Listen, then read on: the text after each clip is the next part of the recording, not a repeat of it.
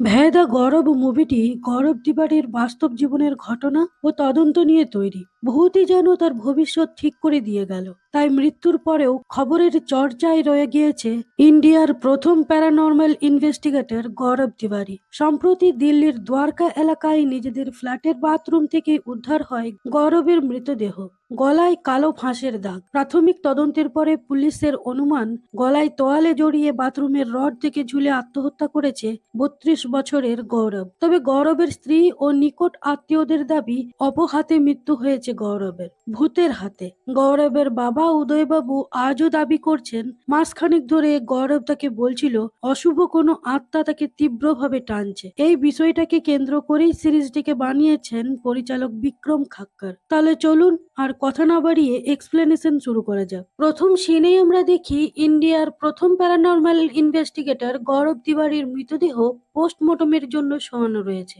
ডাক্তারের কাছে এটা সুইসাইড মনে হলেও তারা গৌরবের গলার দাগটা নিয়ে বেশ কনফিউজ। দাগটা অনেকটা হাত দিয়ে গলা টেপার মতো লাগছে, কিন্তু বাথরুমের বাইরে ওর বাবা মার প্রেজেন্সে কে ওকে গলা টিপে মারতে পারে? এটা কি কোনো মানুষ না কোনো অতৃপ্ত আত্মার কাজ? এতদিন ধরে তো এইসব প্যারানর্মাল অ্যাক্টিভিটি নিয়েই কাজ করেছে গৌরব তিওয়ারি, কিন্তু তার মৃত্যুটা ভীষণ রহস্যজনক। কারণ বাথরুমের ভিতরে গলায় দড়ি দিয়ে আত্মহত্যা করার মতো জায়গায় ছিল না। তাহলে চলুন সেটা জানতে আমরা ফিরে যাই ১০ বছর আগে, ২০০৬ সালে। দিল্লিতে ওর কিছু বন্ধুদের সাথে দেখা করতে গেল গৌরব, কারণ ও ইউকে চলে যাচ্ছে পাইলটের ট্রেনিং নেবার জন্য। মজায় মজায় ওর বন্ধুরা বসেছে প্ল্যান চেট করতে। গৌরবও ওদের সাথে যোগ দিল। গৌরব তখনও ভূত প্রেতে বিশ্বাস করতো না। সবার মধ্যে কথা হলো যে প্যাগ্গির দিদা কুসুম কুমারী দেবীকে ডাকা হবে। সবাই চোখ বন্ধ করে একে অপরের হাত ধরে কুসুম কুমারী দেবীকে ডাকতে শুরু করলো। এগুলো সবাই কিন্তু মজার ছলেই করছে। স্পিরিট বোর্ডে হাত রেখেছিল গৌরব। সবাই মজা করলেও গৌরব কিন্তু চোখ বুজে শান্ত হয়ে বসে আছে। হঠাৎ করে গৌরব স্পিরিট বোর্ডের লেটারগুলো দেখাতে শুরু করলো। কুসুম কুমারী দেবীর আত্মা এসেছে গৌরবের উপর। গৌরব অদ্ভুত গলায় কিছু কথা বলল। তা শুনে বাকিরা তো প্রচন্ড ভয় পেয়ে গেছে। কিছুক্ষণ পর গৌরব হেসে বলল, আরে মজা করছিলাম। এরপর গৌরবকে একটু আলাদা নিয়ে গিয়ে পাগ্গি গৌরবকে বলল, এই যে তুই আমাদের সাথে মজা করলি, কিন্তু একটা অবাক করার বিষয় কি হলো জানিস? তুই আমার দিদার নরিডার টি শার্ট, তারপর দিদা যে আমাকে চাম্পু বলে ডাকতো, সেগুলো জানলি কি করে? আরে তুই কখনো বলেছিস বোধ হয়। পাগ্গি বলল, তুই কি আমার দিদার কোনো ফটো দেখেছিস? গৌরব বলল, না তো। পাগ্গি মোবাইলে ওর দিদার একটা ফটো দেখিয়ে বলল, আমার দিদার ডান হাতের একটা আঙ্গুল কাটা ছিল, আর তুই যখন প্ল্যানচেট করলি তখন তুইও ডান হাতের ইন্ডেক্স ফিঙ্গারটাকে ফোল্ড করে নিয়েছিলি, যেন সেটা নেই। এবার একটু সিরিয়াস হয়ে বিষয়টা ভাবলো গৌরব। এবার আমরা দেখি ইউকেতে পাইলটের ট্রেনিং নেবার সময় একদিন আকাশে কিছু টেকনিক্যাল কারণে প্লেন হঠাৎ করে বন্ধ হয়ে যায়। প্লেন প্রায় ক্র্যাশ হতেই যাচ্ছিল, হঠাৎ পিছনের সিট থেকে একজন গৌরবের কাঁধে হাত রাখলো। লোকটি বলল, কি করলে গৌরবের প্লেন ক্র্যাশ হবে না? সেই মতো কাজ করে সেই যাত্রায় সুরক্ষিত প্লেন ল্যান্ড করলো গৌরব। প্লেনে কিন্তু কেউ ছিল না। গৌরবের একজন কলিগ কাছে এলে গৌরব বলল, কেউ ছিল আমার সাথে, একজন পাইলট যে আমাকে প্লেন ল্যান্ড করতে হেল্প করেছে। গৌরব এই প্লেনটির হিস্ট্রি খোঁজ করে জানতে পারলো একটি ইস্টার্ন মিডলাইন 201 প্লেন ২ বছর আগে ক্র্যাশ হবার কারণে ৪০ জন লোকের একসাথে মৃত্যু হয়েছিল, সাথে ২ জন পাইলটেরও মৃত্যু হয়েছিল। সেই প্লেনের কিছু পার্ট এই প্লেনটিতে রিপেয়ার করার সময় লাগানো হয়েছে। সেই মৃত পাইলট ক্যাপ্টেন মবলক গৌরবকে মৃত্যুর হাত থেকে বাঁচিয়েছে। গৌরবের এবার মনে হতে লাগলো যে ও নিশ্চয়ই আত্মাদের সাথে কানেক্ট হতে পারে। এই ক্ষমতা সবার থাকে না। গৌরব সোজা গেল মেটাফিজিক্যাল অ্যান্ড হিউম্যানিস্টিক সায়েন্স চার্চে। এখানে প্যারানর্মাল ইনভেস্টিগেটররা আরইএম পর ট্রাইফেল মিটার আর ইএমএফ মিটারের মতো সায়েন্টিফিক ডিভাইসের দ্বারা ইলেকট্রোম্যাগনেটিক ফিল্ডকে ডিটেক্ট করে আত্মাদের সাথে কথা বলার জন্য। তাদের মধ্যে একজনের নাম জুলি। গৌরব জুলিকে তার সাথে ঘটে যাওয়া ঘটনাগুলো জানালো। গৌরবের সব কথা শুনে তারা তাকে একটা ফাঁকা হন্টেড হসপিটালে নিয়ে যায়, যেখানে এটা মনে করা হয় যে মর্গের ১০ নম্বর ফ্রিজারে কিছু তো আছে। হাতে সমস্ত ডিভাইস দিয়ে গৌরবকে সেখানে পাঠানো হয়। গৌরব সেই ১০ নম্বর ফ্রিজারের কাছে এসে দাঁড়ায়। আমরা দেখি ওর পিছনে কিছু যেন দাঁড়িয়ে আছে। গৌরবের হাতের ইএমএফ মিটারটা সমানে স্পার্ক করে যাচ্ছে। গৌরব জুলির সাথে কমিউনিকেট করছিল, কিন্তু হঠাৎ করে ফোনটা কাট অফ হয়ে যায়। এবার গৌরব সেই 10 নাম্বার ফ্রিজারটা খুলল, তারপর নিজেই সেই ফ্রিজারে শুয়ে পড়ে দরজাটা বন্ধ করে দেয়। গৌরব ভিতরে দেখতে পায় যে ওর উপরে একজন মহিলার আত্মা শুয়ে রয়েছে। প্রচন্ড ভয় পেয়ে গিয়ে গৌরব দরজা খোলার চেষ্টা করে, কিন্তু খোলে না। একটু স্থির হয়ে ও বলে, আমি গৌরব তিওয়ারি, এখানে তোমার হেল্প করতে এসেছি। এটা বলার সাথে সাথেই ফ্রিজারের দরজাটা খুলে যায়। গৌরব বেরিয়ে আসে আর দেখে ভিতরে একটা মেটালের বালা পড়ে রয়েছে।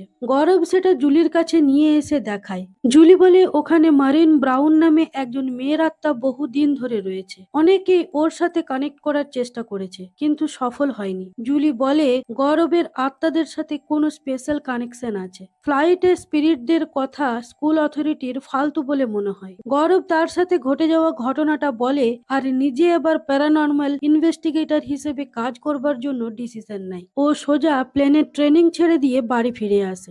গৌরবের বাবা তো প্রচন্ড রেগে গিয়ে বলে, তোমাকে কিচ্ছু করতে হবে না, আমার সাথে কারখানায় যাবে, নাট বল্টুর কাজ শিখবে।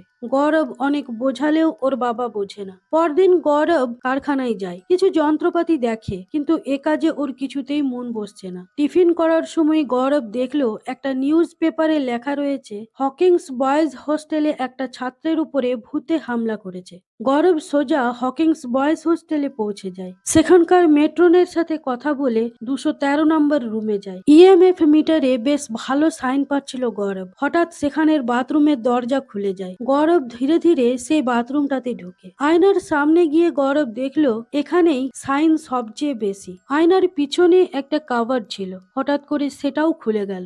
গৌরব সেখানে রাখা লাল রঙের একটা চকের মতো জিনিস দেখতে পেয়ে সেটা হাতে নেয়। আমরা দেখতে পাই যে গৌরবের পিছনে সেই ভয়ঙ্কর প্রেত দাঁড়িয়ে রয়েছে। হঠাৎ সেই চক দিয়ে গৌরব আয়নাটায় কি সব আঁকিবুকি কাটতে শুরু করে। আসলে গৌরব নিজের মধ্যেই নেই, ওই পিশাচ ওকে দিয়ে এটা করাচ্ছে। হঠাৎ সেখানে একজন হাবিলদার এসে চিৎকার করতে শুরু করে যে এখানে তোমাকে কে ঢুকতে দিয়েছে। গৌরবের জ্ঞান হলে ও দেখে যে আয়নাতে তন্ত্র সাধনার মতো একটা চিহ্ন এঁকেছে। ও বাধ্য হয়ে গৌরবকে সেখান থেকে বেরিয়ে আসতে হয়। গৌরব ওর বন্ধুদের বলে এটাই ওর প্রফেশন। গৌরব একটা কার্ডও তৈরি করে ফেলেছে যার নাম ইন্ডিয়ান প্যারানর্মাল সোসাইটি, শর্টে আইপিএস। এবার আইপিএস এর একটা টিম তৈরি করার পালা। তার জন্য গৌরব মেঘার সাথে দেখা করে। মেঘারও এই ভূত প্রেতের সাথে কিছু কানেকশন আছে। ও নেগেটিভ এনার্জিকে ফিল করতে পারে। অনেক হন্টের জায়গায় ঘুরে বেরিয়েছে মেঘা, তাই গৌরব মেঘাকে আইপিএস টিমে জয়েন করিয়ে নিল।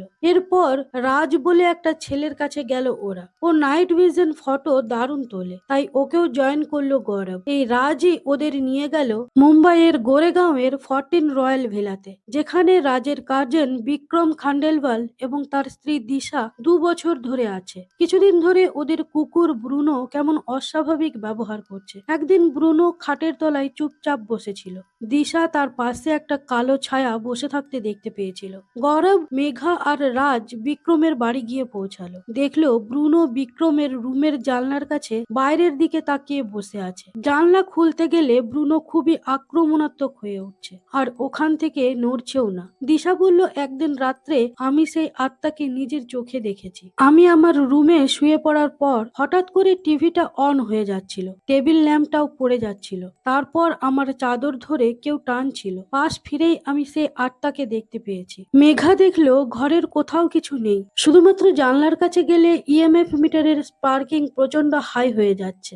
বাকি রুমের টেম্পারেচার 26 আছে, কিন্তু জানলার কাছে গেলে সাডেন ডিপ করে যাচ্ছে। ক্যামেরার ব্যাটারি একদম ডাউন হয়ে গেছে। গৌরব বলল, আমি ফিল করতে পারছি এই রুমে একটা আত্মা আছে। এই যন্ত্রগুলো তো তাই বলছে। আর বলছে ব্রুনো, কারণ অ্যানিমেলসদের সিক্স সেন্স খুবই বেশি হয়, তাই তোমাদের থেকেও আগে ও সব বুঝতে পেরেছে। ও এই জানলা দিয়ে সেই আত্মাকে বোধহয় আসতে যেতে দেখেছে, তাই ও তোমাদের প্রোটেক্ট করার জন্য ওখান থেকে নড়ছে না। গৌরব এই ঘরের মালিক মিস্টার পারেখের কাছে যায়। মিস্টার পারেখ প্রথমে কিছুই বলতে চাইছিল না। তারপর গৌরব বোঝালে সে বলল, অভিক ঘোষ নামের একটা ছেলে কলকাতা থেকে এসে ওই ঘরে ছিল।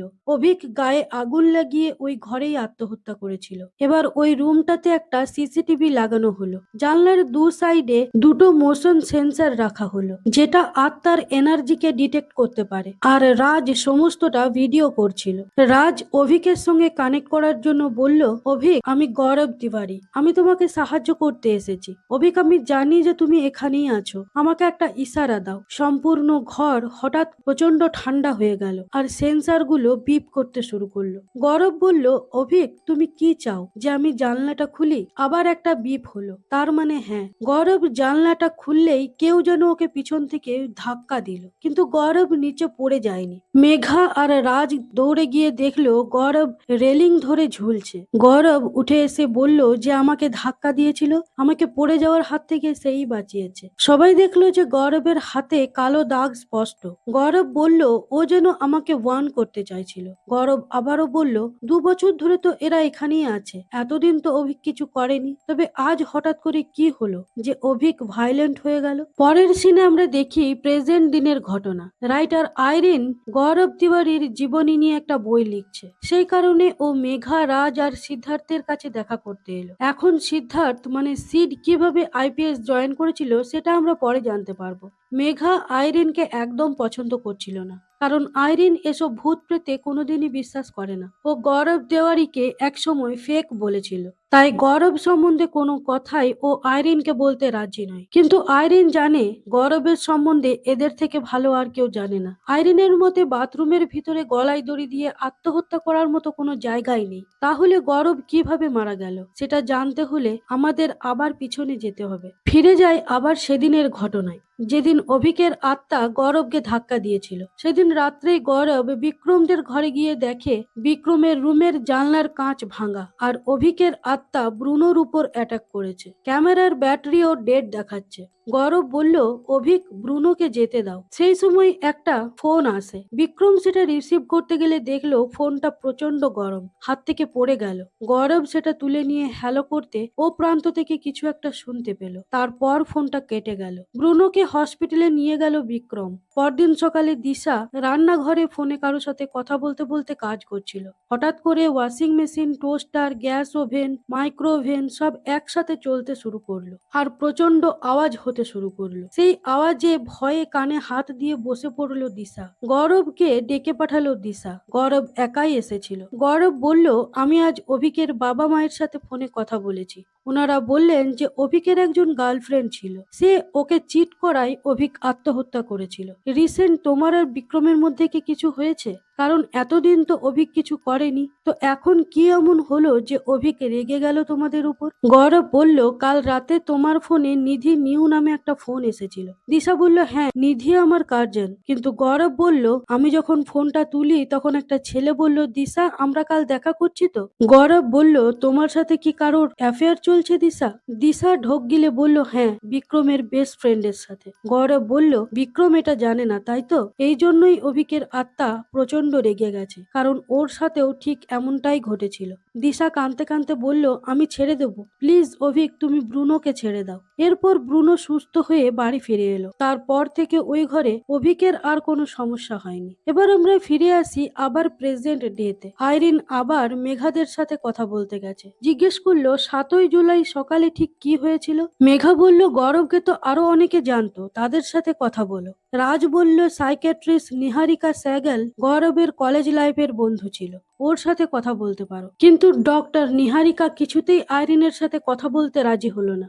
গাড়ি নিয়ে বেরিয়ে যাবার পর নিহারিকার মনে পড়লো গৌরবের মৃত্যুর কিছুদিন আগে থেকেই ও বেশ ডিস্টার্ব ছিল, ওর রাতে ঘুম আসছিল না। নিহারিকা জানতে চেয়েছিল যে কি হয়েছে। গৌরব বলেছিল, তুমি তো জানো আমি কত হন্টেড কেস সলভ করেছি, ওদের মধ্যে থেকেই একটা আবার ফিরে এসেছে। আমি সব সময় আমার আশেপাশে ওকে ফিল করছি। নিহারিকা বলল, তুমি যেভাবে সেগুলো হ্যান্ডেল করো একেও সেভাবেই হ্যান্ডেল করে নাও। গৌরব বলল, আমি পারছি না। এবার আমরা দেখি 2016 সালের 7ই জুলাই গৌরবের মৃত্যুর দিনের ঘটনা। গৌরব বম্বে যাবার জন্য ব্যাগ প্যাক করছিল। ওর মা এসে কাঁধে হাত রাখায় গৌরব প্রচন্ড ভয় পেয়ে গেল, যেন ভূত দেখেছে। ওর মা বলল, কি হয়েছে? গৌরব বলল, কিছুই না। গৌরবের মা বলল, তাহলে তুই স্নানটা করে নে, আমি খাবার নিয়ে আসছি। গৌরব একটা তোয়ালে নিয়ে বাথরুমের দিকে যাচ্ছিল। হঠাৎ করে ও ফিল করলো যে পিছনে কেউ রয়েছে। এরপর ও বাথরুমে স্নান করতে ঢুকে গেল। কিছুক্ষণ পর ওর মা দেখলো বাথরুমের দরজা দিয়ে জল বেরিয়ে আসছে। গৌরবের মা বাথরুমের দরজায় ধাক্কা দিয়ে গৌরবকে ডাকলো, কিন্তু কোনো সাড়া পাওয়া গেল না।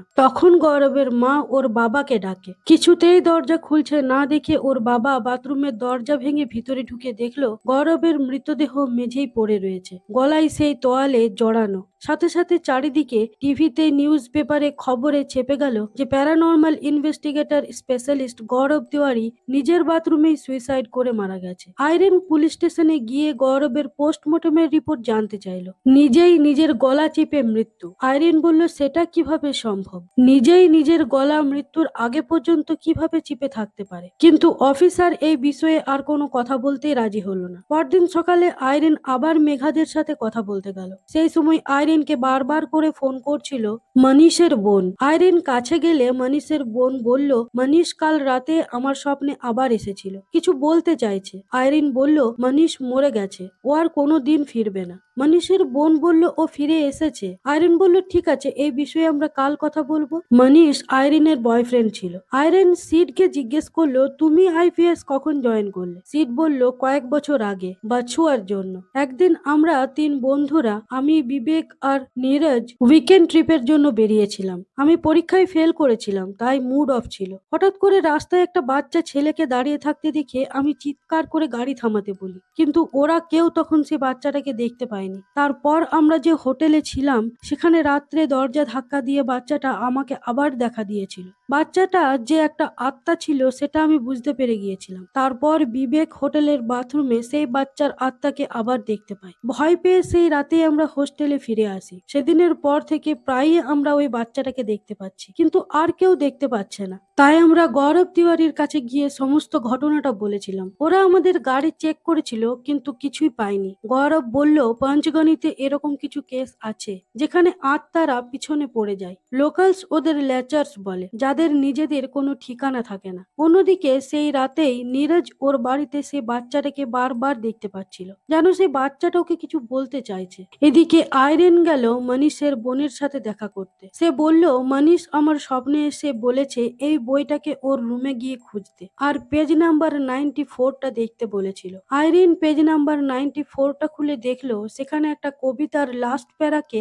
হাইলাইট করা রয়েছে। বইটা একটা উর্দু পোয়েট্রি। এই বইটা আইরিনই মনীষকে গিফট করেছে। সেই রাতে আইরিন শুয়ে আছে। মনীষের নাম্বার থেকে কল এলো। রিসিভ করলে মনীষ বলল, কেমন আছো আইরিন? আইরিন দেখলো ওর সামনে মনীষ বসে আছে, মাথা থেকে রক্ত ঝরে পড়ছে। আইরিন মনীষের দিকে হাত বাড়ালে গৌরব এসে আইরিনের হাত ধরে নিল, আর তখনই আইরিনের ঘুমটা ভেঙে গেল। মানে সেও স্বপ্ন দেখছিল। এবার আমরা দেখি গৌরবের মৃত্যুর 7 দিন আগের ঘটনা। গৌরব গেছে নিহারিকার বাড়ি। প্রচন্ড আপসেট গৌরব। নিহারিকা বলল, আমি যে ওষুধগুলো দিয়েছিলাম সেগুলো খাচ্ছিস? গৌরব বলল, না, এটা মেডিসিনের কাজ নয়, এটা অন্য। নিহারিকা বলল, অন্যটা কি সেটা আমাকে বল, আমি হেল্প তো করতে পারি। গৌরব উঠে বেলকনিতে চলে গেল। নিহারিকা সেখানে গেলে গৌরব বলল, নিচের দিকে তাকা, কিছু দেখতে পাচ্ছিস? নিহারিকা বলল, না। গৌরব বলল, আমি পাচ্ছি, একটা ছোট্ট বাচ্চা, বাছুয়া। এই স্পিরিট আমার জন্য এসেছে। নিহারিকা বলল, তার মানে? কিছুই তো নেই নিচে, কিন্তু আমরা দেখতে পেলাম সেই বাছুয়া। এবার আমরা জানতে পারবো বাছুয়াটা কি। তো নীরজ সেদিন রাত্রে ওর বাড়িতে বাছুয়াকে দেখতে পেয়ে পরদিন সকালেই গৌরবের কাছে এসে হাজির। বলল, এর একটা ব্যবস্থা করতেই হবে। গৌরব বলল, ঠিক আছে, তাহলে চলো, যেখান থেকে এই ঘটনার সূত্রপাত সেখানেই যাওয়া যাক। সিদ্ধার্থ বলল, কিন্তু কাল তো আমাদের রাজেশ ট্রাভেলের বাস আছে না, ট্র্যাকে যাবার জন্য? নীরজ বলল, বেঁচে থাকলে ওসব পরে হবে, আগে এই ভূতের থেকে তো বাঁচি। এরপর ওরা সবাই গেল রাজমাচি, যেখানে লোকালসরা বলল এখানে বাছুয়া খুবই কমন জিনিস। একসময় একটা বাচ্চা লাট্টু নিয়ে খেলতে খেলতে রাস্তায় চলে যায়, আর সেখানেই তার অ্যাক্সিডেন্ট হয়। এখানে সবাই কোথাও বেরোনোর আগে জঙ্গলে একটা হনুমান মন্দির আছে, সেখানে গিয়ে প্রণাম করে, তাহলে বাছুয়া তার পিছু নেয় না। গৌরব বলল, চলো তাহলে হনুমান মন্দিরে যাই। কিন্তু যাবার সময় মাঝ রাস্তায় ওদের গাড়ি খারাপ হয়ে গেল। গৌরব বলল, মনে হয় বচুয়া চাইছে না আমরা মন্দিরে যাই। সিদ্ধার্থ, নীরজ ওরা সেই রাস্তাতেই বচুয়াকে দেখতে পেয়ে বলল, বাচ্চাটা এখানেই দাঁড়িয়ে রয়েছে। নাইট ভিশন ক্যামেরায় আমরা ওর এনার্জিও দেখতে পাচ্ছি। গৌরব ওদের সবার মাঝখানে একটা ডিভাইস রেখে বলল, বচুয়া, আমি গৌরব তিওয়ারি, আমি তোমার হেল্প করতে এসেছি। কয়েকটা প্রশ্ন করব, হ্যাঁ হলে একটা বিপ, না হলে দুটো। গৌরব বলল, তোমাকে যে এরা দেখতে পাচ্ছে তার কি কোনো কারণ আছে? একটা বিপ হলো। গৌরব বলল, তুমি কি এদের থেকে কোনো হেল্প চাও? তখন দুটো বিপ হলো, মানে না। মেঘা বলল, তাহলে এদের ভয় দেখানো বন্ধ করো। হঠাৎ করে সেই ডিভাইসটা প্রচন্ড আওয়াজ হতে হতে ভেঙে গেল। সিদ্ধার্থ বলল, বাচ্চাটা এখনো এখানেই দাঁড়িয়ে আছে। গৌরব ধীরে ধীরে সেখানে গেল। ও ফিল করলো কোনখানে বাচ্চাটা দাঁড়িয়ে আছে। গৌরব বসলো বাচ্চাটার কাছে। ও অনুভব করলো যে ওর কাঁধে কেউ হাত রাখলো। তারপর কানের কাছে এসে আবারও ফিসফিস করে কিছু বলল। গৌরব উঠে দাঁড়িয়ে বলল, চলো আমরা মন্দিরে যাই। এবার সবাই হনুমান মন্দিরে গিয়ে পুজো করলো। পরদিন সিদ্ধার্থ গৌরবের কাছে একটা পেপার নিয়ে এলো, যেখানে লেখা রয়েছে রাজেশ ট্রাভেলের বাসটা অ্যাক্সিডেন্ট করেছে, বাসের মধ্যে থাকা সব যাত্রীরাই মারা গেছে। গৌরব বলল, বাছুয়া, আসলে এটা বলবার জন্যই তোমাদের দেখা দিচ্ছিল যে তোমাদের সামনে বিপদ আছে। কারণ বাছুয়াকে শুধু তারাই দেখতে পায় যাদের জীবন সংকটে আছে, আর এই কারণে গৌরব ওর মৃত্যুর আগে বাছুয়াকে দেখতে পাচ্ছিল। গৌরব বুঝতে পেরেছিল যে কেউ ওকে মারতে চাইছে, আর এরপর থেকেই সিদ্ধার্থের এসবের উপর ইন্টারেস্ট বেড়ে গিয়েছিল। ও ইঞ্জিনিয়ারিং ছেড়ে আইপিএস এর দলে জয়েন করেছিল। এরপর ওরা সেন্ট পিটার সেমিট্রির সম্বন্ধে একটা নিউজ দেখতে পায় যে ওই কবরস্থানে এখনো একজন ইংরেজ আত্মা রাত্রেবেলা ঘোরাফেরা করে। খবরটা শুনে গৌরব বলল, হাতে তো তেমন কোনো কাজ নেই, তাই চল ঘুরে আসি। এবার ওরা সোহানি নামের একজন রিপোর্টারকেও সাথে নিয়ে গেল। প্রথমে ওরা কবরস্থানের কেয়ারটেকারের সঙ্গে কথা বলে সেরকম কিছু নিউজ পেল না। তারপর সেখানেই সেই রাতটা কাটানোর সিদ্ধান্ত নিল গৌরব। কবরস্থানের একটা জায়গা দেখে গৌরব শুট করতে বলে সেখানে স্টে করে গেল, কিন্তু কিছুই দেখতে পেল না। দ্বিতীয় রাতেও গৌরব নিরাশ হয়ে বাড়ি ফিরে আসে, কিন্তু তৃতীয় রাতে একটা মেয়ের কান্নার আওয়াজ ওরা শুনতে পেল, তাও খুবই ভয়ানক ভাবে। সবাই ভীষণ ভয় পেয়ে যায়। গৌরব সেই আওয়াজ লক্ষ্য করে এগিয়ে যায় আর বলে, আমি গৌরব তিওয়ারি, আমি তোমার হেল্প করতে এসেছি, আমার সাথে কথা বলো। আর তখনই একটা ভয়ঙ্কর পিশাচ সেখানে আসে, গৌরবের শরীরে ঢুকে যায়। গৌরবের সারা শরীর সাদা হয়ে গিয়েছিল। কিছুক্ষণ পর সেই পিশাচ ওকে ছেড়ে চলে যায়। গৌরব মাটিতে গড়িয়ে পড়ে। সবাই দৌড়ে গিয়ে গৌরবকে তুলে বসিয়ে দেয়। একটু ধাতস্থ হবার পর গৌরব বলল, এখানে আজকের পর থেকে আর কেউ আসবে না। আয়রন বলল, এই কেসটা তার মানে অসমাপ্তই থেকে গিয়েছিল? কিন্তু গৌরব তো কোনো কেসই অসমাপ্ত রাখতো না। তাহলে কি গৌরব ভয় পেয়েছিল? মেঘা বলল, গৌরব কখনো ভয় পেত না। কিন্তু রাজ বলল, না, গৌরব সেদিন ভয় পেয়েছিল, আমি ওর চোখে মুখে ভয়ের ছাপ দেখেছি। মেঘা বলল, সেটা ভয় ছিল না, গৌরব আসলে বুঝতে পারছিল না স্পিরিটটাকে। এরকম শক্তিশালী স্পিরিটের মুখোমুখি ও কখনো হয়নি। আয়রন বলল, তোমাদের কি মনে হয় গৌরবকে ওই আত্মাই মেরেছে? সিদ্ধার্থ বলল, শিওরলি কিছুই বলা সম্ভব নয়। মেঘা এই বিষয়ে কোনো কিছুই বলতে রাজি ছিল না। মেঘা ওখান থেকে উঠে চলে যায়। এখানে আমরা জানতে পারি যে মেঘা সবাইকে একটা কথা লুকিয়েছে। সেই রাতে যখন আত্মা গৌরবের শরীরে ছিল, তখন গৌরব বলেছিল যে ও তোকে ছাড়বে না। মেঘা গৌরবের সবচেয়ে কাছে দাঁড়িয়েছিল, তাই ও শুনতে পেয়েছিল। এখন এটা কাকে উদ্দেশ্য করে বলেছিল তখন মেঘা সেটা বুঝতে পারেনি। আজ মেঘা বুঝতে পারছে যে সেটা গৌরবকে উদ্দেশ্য করেই বলা হয়েছিল। আর এখানেই সিরিজটির 4 নম্বর এপিসোডটিকে শেষ করা হয়েছে। এখন গৌরবের মৃত্যুটা ঠিক কিভাবে হয়েছিল তার এক্সপ্লেনেশন আমি সেকেন্ড পার্টে শেয়ার করব। তো বন্ধুরা, খুব শীঘ্রই দেখা হচ্ছে। ধন্যবাদ।